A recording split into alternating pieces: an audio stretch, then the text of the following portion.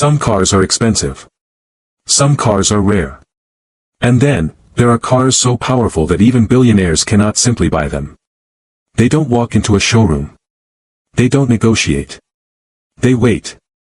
Because this car doesn't belong to money. Money belongs to it. This is the Ferrari 250 GTO. Welcome to ClassicDrive Stories. A place where cars aren't just machines. They're emotions, decisions, and reflections of the people powerful enough to own them. Here, we don't just talk about speed or specs. We talk about why certain people choose certain cars. And what those choices say about them. If you love cars not just for how they look, but for the stories they carry through time, you're exactly where you should be. The Ferrari 250 GTO is not a supercar by modern standards. It doesn't have screens.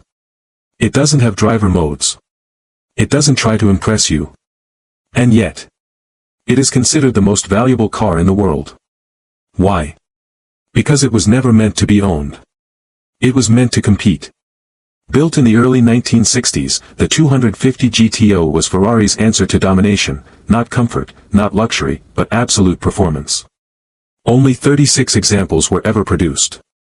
Not because Ferrari wanted scarcity, but because Ferrari wanted control.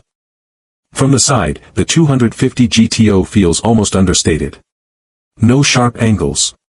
No oversized spoilers. Just balance. This is a car designed to stay composed at speed.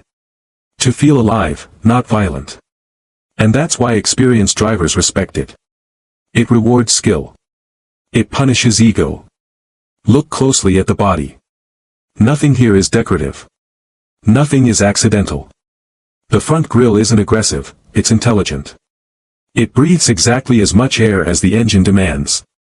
The hood vents exist because heat demanded an exit. The side curves exist because speed demanded stability.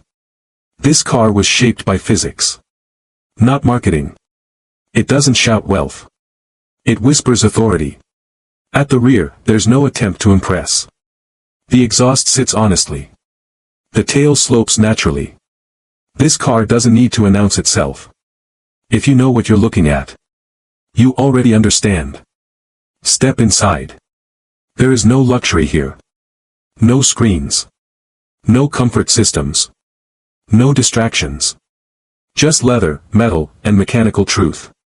The steering wheel is thin, because feedback matters. The gauges are analog, because numbers should feel alive.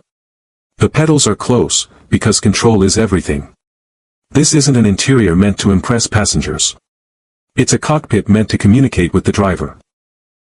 Yes, it has a V12. Yes, it's naturally aspirated.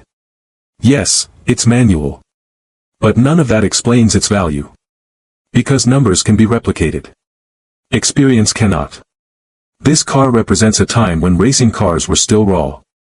And drivers were expected to be brave. Driving a 250 GTO isn't about speed. It's about connection. Every vibration travels through the wheel. Every throttle input has consequence. Every mistake is remembered. Modern cars isolate you. This one invites you in. That's why collectors don't just own it. They respect it. Today, the world's richest people compete for the 250 GTO. But not with money. With reputation. Ferrari doesn't sell these cars freely. Ownership is about trust, legacy, and alignment with the brand's history. You don't just buy a 250 GTO. You are accepted into its story. That's why hedge fund managers, royalty, and elite collectors want it. Because when everything else can be bought, exclusivity becomes the ultimate currency. This car isn't about flexing wealth. It's about belonging to history. It's about saying, I understand what this represents. And that understanding is rarer than money. Technology will improve. Speed records will fall.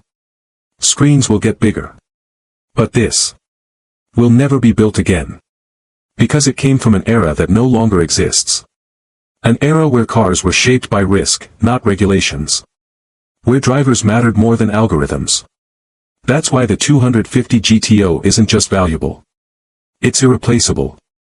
Technology will improve. Speed records will fall. That's why the 250 GTO isn't just valuable. It's irreplaceable.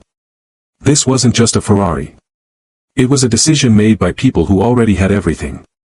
And if you understand why they chose this car, you understand far more than cars. This is ClassicDrive Stories. And this is where automotive history meets human ambition.